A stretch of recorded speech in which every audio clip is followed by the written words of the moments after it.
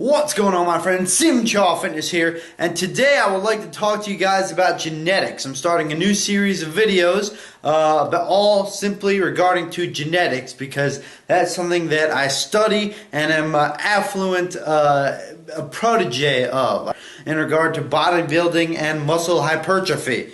But I will be getting to my videos on MyFitnessPal, the review, as well as the carving up. So please bear with me, but those videos are still coming out, so I didn't forget about those. Anyway, what better way to start off this season with genetic limitations? Now, a lot of people say a lot of different things swirling about genetic limitations. You can only build this much muscle in your life naturally. You can only build this much life. What is it? What exactly can you build and can you not build, naturally speaking? Well, I'm here to tell you, for the first year of lifting, everybody can tell you you're going to make some fast gains. For the first 3 years of lifting, actually. The breakdown is like this.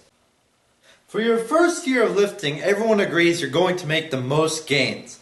You're going to make between 15 to 20 pounds of muscle, depending on your genetics and your work ethic. Next come 2 years, in which you'll be able to put on between 10 and 5 pounds of muscle. It's starting to slow down.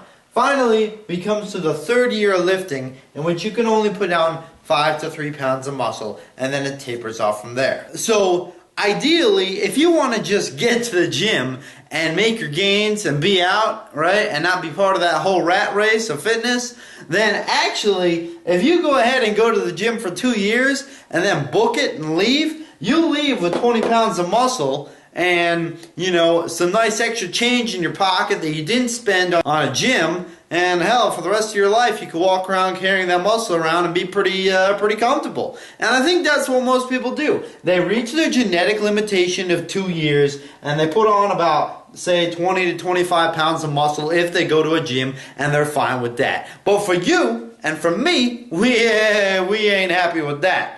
Right? So we push it to the limit over here at Simchaw Fitness, right? So we go into our third year. Now, our third year is where we start to see some serious slowing down. We get to 5 and we get to 3 pounds of muscle for the entire year. And then comes the fourth year of lifting. Now, this is where everything comes to a stop. It comes to a complete and utter standstill genetic-wise. So what do we do to break this barrier?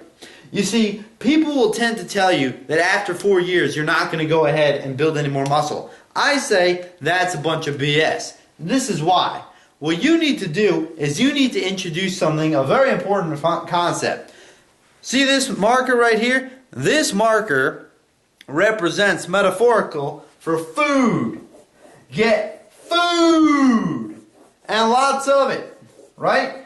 And that goes all up in this area. Food, food, food. And by food, I do mean 6 meals per day. Calories, caloric dense foods. You will not put on any more muscle past the fourth year if you don't introduce a surplus of calories in with your dieting. Okay, you will reach what many people call your genetic limitation, right? However, there's no genetic limitation about it. All you need to do is eat more food and you will eventually break through that, quote, genetic limitation. Here's why. Essentially, your body expends more calories to maintain that muscle mass. If you're not giving it more calories it needs, it's not going to build any more muscle. Thereby, the best thing for you to do after you reach the fourth year of lifting is you can continue to put on 1 to 2 pounds of muscle for the rest of your lifting career until your testosterone drops naturally at about 40 or 50 years old, provided you are giving yourself a caloric surplus.